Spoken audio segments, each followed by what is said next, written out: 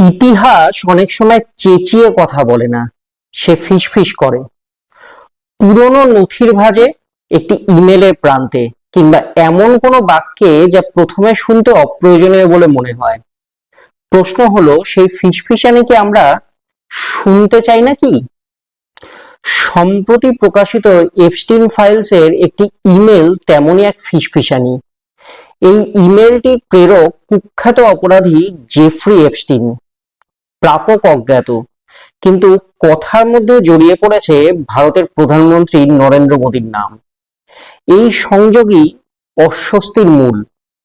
কুখ্যাত আমেরিকান যৌন অপরাধী জেফ্রি এপস্টিন সংক্রান্ত নথি প্রকাশের পরই নতুন করে উত্তাল হয়ে উঠেছে ভারতীয় রাজনীতি। চলতি বছরের 30শে জানুয়ারি US department of justice Epstein files transparency অ্যাক্টের অধীনে আরো বেশ কিছু নথি প্রকাশ করে। সেই নথির মধ্যেই উঠে এসেছে ভারতের প্রধানমন্ত্রী নরেন্দ্র মোদীর নাম, যা ঘিরে দেশ জুড়ে শুরু হয়েছে জোর বিতর্ক। প্রকাশিত নথিটির কেন্দ্রে রয়েছে 2017 সালের 9 জুলাইয়ের একটি ইমেল। ওই দিন জেফ্রি এপস্টিন জেবার ওয়াই নামে এক ব্যক্তিকে ইমেলটি পাঠান। প্রাপকের পরিচয় পুরোপুরি স্পষ্ট না হলেও তিনি এপস্টিনের ঘনিষ্ঠ মহলের একজন বলেই মনে করা হচ্ছে। ইমেলটিতে এপস্টিন লিখেছিলেন, ভারতের প্রধানমন্ত্রী মোদী পরামর্শ মেনেই চলছেন এবং আমেরিকান প্রেসিডেন্টের সুবিধার্থে ইসরায়েলের নাচ ও গান করেছেন। কয়েক সপ্তাহ আগে তাদের দেখা হয়েছিল। এই বক্তব্য প্রকাশ্যে আসতেই বিতর্কের পারদ চড়তে শুরু করেছে। নমস্কার, আমি অনিরুদ্ধ। প্রসঙ্গত 2017 সালের জুন মাসে প্রথমবারের মতো কোনো ভারতীয় প্রধানমন্ত্রী হিসেবে ইসরায়েল সফরে গিয়েছিলেন প্রধানমন্ত্রী নরেন্দ্র মোদী। তার ঠিক আগেই জুনের শেষ দিকে তিনি আমেরিকা সফরে যান এবং তৎকালীন মার্কিন প্রেসিডেন্ট ডোনাল্ড ট্রাম্পের সঙ্গে সাক্ষাৎ করেন। এই সময়সীমাকে সামনে রেখে কংগ্রেস একাধিক প্রশ্ন তুলতে শুরু করেছে।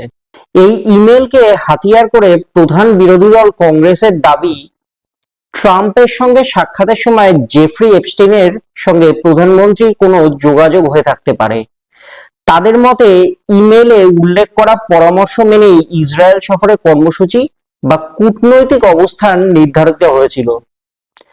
পাশাপাশি সেই মেলে লেখা ইট ওয়ার্কড বা এটা কাজ করেছে বাক্যবন্ধের অর্থ নিয়েও প্রশ্ন তুলেছে কংগ্রেস। এই অভিযোগ ও জল্পনার জবাবে কড়া প্রতিক্রিয়া দিয়েছে ভারত সরকার। ওই দিনই বিদেশ মন্ত্রকের মুখপাত্র রণধীর জয়সওয়াল সাংবাদিক সম্মেলনে স্পষ্ট করে জানান, প্রধানমন্ত্রী মোদীর 2017 সালের ইসরায়েল সফর ছিল সম্পূর্ণ সরকারি ও ঐতিহাসিক কূটনৈতিক সফর। বিদেশ মন্ত্রকের পক্ষ থেকে আরো বলা হয়েছে, একজন দণ্ডিত অপরাধী ব্যক্তির ইমেলের কোনো বিশ্বাসযোগ্যতা নাই। এই ইমেলকে ট্র্যাশ অর্থাৎ অপরাধীর আবোল তাবোল বকবকানি বলেই উড়িয়ে দেওয়া হয়েছে। এই বিষয়ে রাজনৈতিক বিশ্লেষকদের মধ্যেও মতভেদ রয়েছে। একাংশের মতে ইমেলে ব্যবহৃত নাচ ও গান শব্দটি আক্ষরিক অর্থে নয়, বরং কোনো কূটনৈতিক পদক্ষেপ বা রাজনৈতিক সমঝোতার রূপক হিসেবে ব্যবহার করা হয়েছে। তবে অন্য একদল বিশ্লেষকের মতে প্রভাবশালী ব্যক্তিদের সঙ্গে নিজের ঘনিষ্ঠতা প্রমাণ করার জন্য জেফ্রি এপস্টিন প্রায়শই অতিরঞ্জিত বা মন গড়া তথ্য ব্যবহার করতেন। এই ইমেলটিও তেমনি কোনো অতিরঞ্জিত বক্তব্য হতে পারে। উল্লেখ্য, জেফ্রি এপস্টিন মানব পাচার ও শিশু নিগ্রহের অভিযোগে দোষী সাব্যস্ত হয়েছিলেন। 2019 সালে জেলবন্দি অবস্থায় তার মৃত্যু হয়, যা সরকারিভাবে আত্মহত্যা বলেই জানানো হয়েছিল। বর্তমানে এপস্টিন ফাইলস ট্রান্সপারেন্সি অ্যাক্টের অধীনে আমেরিকার সরকার লক্ষ লক্ষ নথি সাধারণ মানুষের জন্য প্রকাশ করেছে। সেই বিপুল নথির ভান্ডার থেকেই সামনে এসেছে এই বিতর্কিত ইমেল। এই ঘটনায় ভারতীয় রাজনীতিতে কি প্রভাব পড়ে সেদিকেই এখন নজর রাজনৈতিক মহলের। প্রশ্ন হলো, কে এই কুখ্যাত এপস্টিন? স্কুল শিক্ষক থেকে কিভাবে ধনকুবের ও ক্ষমতাশীলদের ঘনিষ্ঠ হয়ে উঠলেন তিনি? জেফ্রি এপস্টিন 2011 সালে মার্কিন সংবাদ মাধ্যম নিউ ইয়র্ক পোস্টকে বলেছিলেন, আমি যৌন নিপীড়ক নই, আমি শুধু অপরাধী। একজন হত্যাকারী ও বাগেল চোরের মধ্যে যেমন পার্থক্য, এটা তেমনই ব্যাপার। যৌন নিপীড়নের অপরাধে দোষী সাব্যস্ত এপস্টিন 2019 সালের 10ই আগস্ট নিউ ইয়র্কে একটি কারাগারে মারা যান, যৌনকর্মের উদ্দেশ্যে নারীদের পাচারের অভিযোগে। আরেকটি মামলায় বিচার কাজ চলা অবস্থাতেই তার মৃত্যু হয়। এর 1 দশকেরও বেশি সময় আগে তিনি অবসরপ্রাপ্ত এক মেয়েকে যৌনকর্মে যুক্ত হতে প্রস্তাব দেওয়ার অপরাধে দোষী সাব্যস্ত হয়েছিলেন। এজন্য তাকে যৌন নিপীড়ক হিসেবে চিহ্নিত করা হয়েছিল। অপ্রাপ্তবয়স্ক মেয়েদের নিয়ে যৌনবৃত্তির এক বিশাল নেটওয়ার্ক গড়ে তোলার অভিযোগ উঠেছিল তার বিরুদ্ধে, যদিও তিনি নিজেকে নির্দোষ বলেই দাবি করেছিলেন। 2025 সালের নভেম্বরে মার্কিন কংগ্রেসের উভয় কক্ষে এপস্টিন ফাইলস ট্রান্সপারেন্সি অ্যাক্ট বিল অনুমোদন করা হয়। এর কিছুদিনের মধ্যেই মার্কিন প্রেসিডেন্ট ডোনাল্ড ট্রাম্প এই বিলে স্বাক্ষর করেন। বিচার বিভাগকে এপস্টিনের বিরুদ্ধে করা সব অপরাধমূলক তদন্তের ফাইল প্রকাশ করার নির্দেশ দেয়। আইনে বলা হয়েছে এসব ফাইল অনুসন্ধান এবং ডাউনলোড উপযোগী ফরম্যাটে প্রকাশ করা হবে। তারপর থেকে এখনো পর্যন্ত লক্ষ লক্ষ পৃষ্ঠার নথি প্রকাশ করা হয়েছে, যা প্রয়াত অর্থলগ্নিকারী এপস্টিনের জীবনের বিভিন্ন বিষয় সম্পর্কে আমাদের ধারণা দেয়। গত 3রা ডিসেম্বর হাউস ওভারসাইট কমিটির ডেমোক্র্যাট সদস্যরা জেফ্রি এপস্টিনের ইউএস ভার্জিন আইল্যান্ডস এর বাড়ির ছবি প্রকাশ করে, যা এর আগে কখনো দেখা যায়নি। ছবিগুলোতে কয়েকটি বেডরুম দেখা গেছে। সেখানে এমন একটি ঘর আছে যার দেয়ালে কিছু মুখোশ ঝোলানো। তবে ট্রাম্পের চোখে তিনি কিন্তু দারুণ মানুষ।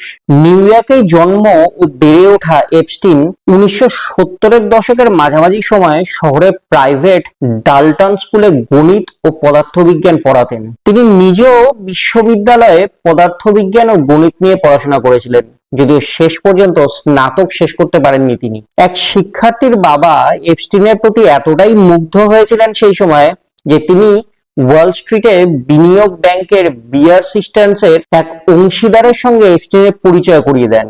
এর বছর 4 মধ্যেই সেখানকার অংশীদার হয়ে যান এপস্টিন। 1982 সাল নাগাদ এপস্টিন তার নিজস্ব প্রতিষ্ঠান জে এপস্টিন অ্যান্ড কোম্পানি প্রতিষ্ঠা করেন।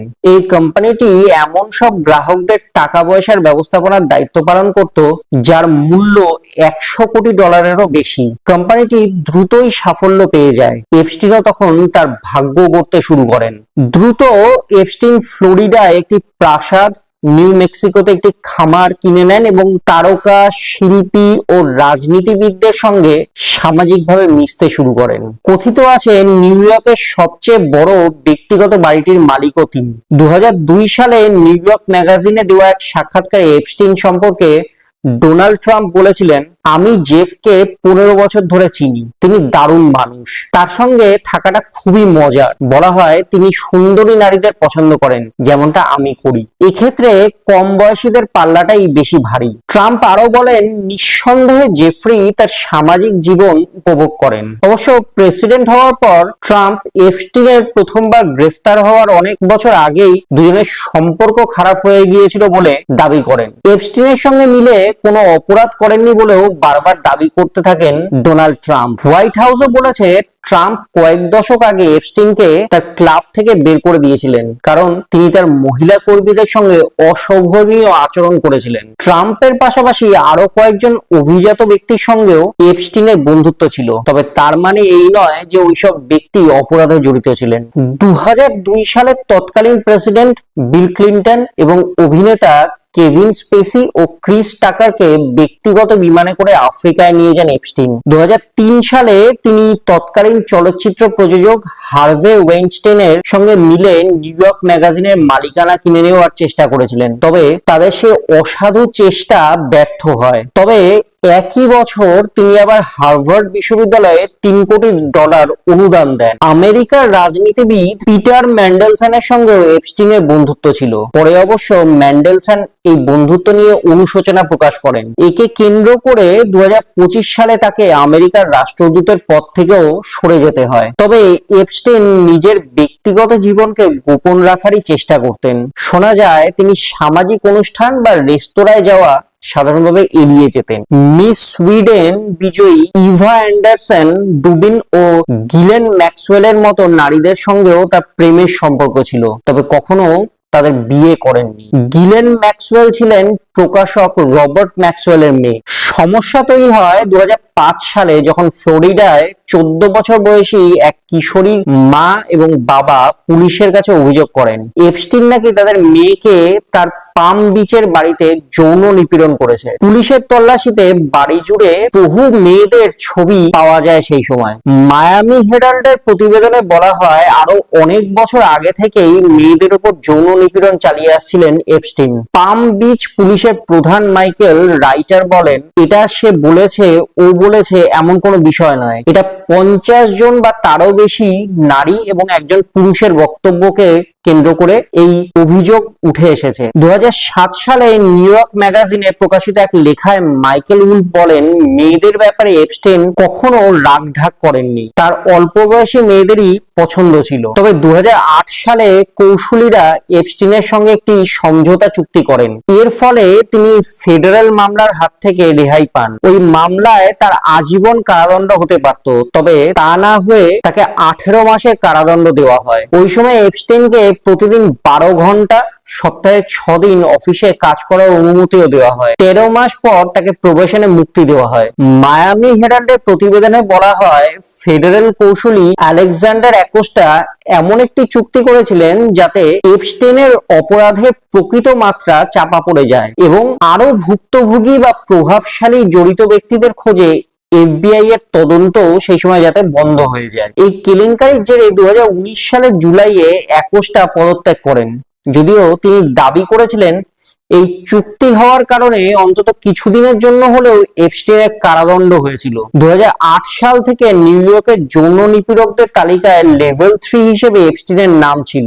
দোষী সাব্যস্ত হওয়ার পরও এপস্টেইন তার বাড়িঘর ও সম্পদ নিজের দখলেই রেখে দেন। 2010 সালের ডিসেম্বর মাসে তৎকালীন ব্রিটিশ রানী দ্বিতীয় এলিজাবেথের তৃতীয় সন্তান অ্যান্ড্রুকে নিউ ইয়র্কের সেন্ট্রাল পার্কে এপস্টেইনের সঙ্গে হাঁটতে দেখা যায়। বিষয়টি নিয়ে তখন বিস্তর জল ঘোলা হয়। 2019 সালের নভেম্বরে বিবিসিকে দেওয়া এক সাক্ষাৎকারে অ্যান্ড্রু বলেন, এপস্টেইনের সঙ্গে বন্ধুত্বের ইতি টানতেই 2010 সালে তিনি নিউ ইয়র্কে গিয়েছিলেন। তিনি স্বীকার করেন সেখানে এপস্টেইনের বাড়িতে থাকাটা তার ভুল হয়েছিল। এপস্টেইনের বিরুদ্ধে অভিযোগ তোলা নারীদের একজন ভার্জিনিয়া রবার্টস। তিনি অভিযোগ করেছিলেন 2000 দশকের শুরুতে 17 বছর বয়সে তাকে অ্যান্ড্রুর সঙ্গে যৌন সম্পর্কে বাধ্য করা হয়েছিল। অ্যান্ড্রু যদিও সেই অভিযোগ পুরোপুরি অস্বীকার করেন। তিনি বলেন এ ধরনের কোনো ঘটনাই ঘটেনি, তার সঙ্গে কোনো নারীর সম্পর্কই সেই সময় গড়ে ওঠেনি। এমনকি তাদের মধ্যে যে ছবি দেখা গিয়েছিল সেই ছবিও নাকি সম্পূর্ণভাবে ফেক বলে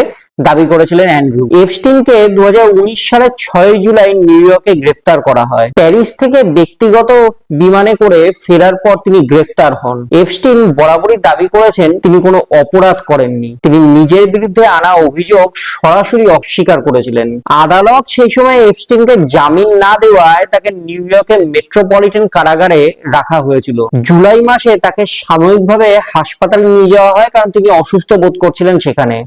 তবে শোনা যায় তিনি কোনোভাবে নাকি ঘাড়ে আঘাত পেয়েছিলেন। 2019 সালের 31শে জুলাই তাকে শেষবারের মতো আদালতে দেখা গিয়েছিল। সেদিনই স্পষ্ট হয়ে গিয়েছিল তাকে 1 বছর কারাগারে থাকতে হবে। অন্তত 2020 সালের গরমের আগে বিচারের কাজ শুরু হবে না। কৌশলীরা তখন বলেছিলেন জনস্বার্থে দ্রুত বিচার করা প্রয়োজন। তবে এপস্টেইন তার আগেই মারা যান। এর মধ্যে যে বিতর্ক দানা বেঁধেছে, একাধিক নাম উঠে আসছে এবং তার পাশাপাশি যে ভারতের প্রধানমন্ত্রী নরেন্দ্র মোদীর যে নাম উঠে এসেছে, সেই ঘটনাগুলোর মাঝখানে হঠাৎ করেই আবার ভারতীয় চলচ্চিত্র পরিচালক অনুরাগ কাশ্যপের নামও এই এপস্টেইন ফাইলসে উঠে এসেছে। তাকে ঘিরেও ছড়িয়েছে বিতর্ক। তবে সেই বিতর্ক এক্স্যাক্টলি কি সেই বিষয়ে এখনো খোলসা করে কোনো কিছু জানা যায়। ভিডিওটি ভালো লাগলে লাইক, শেয়ার ও কমেন্ট করুন। সেই সঙ্গে দ্য এজ ডিজিটাল চ্যানেলটি সোশ্যাল মিডিয়ায় ফলো করুন। ভালো থাকুন।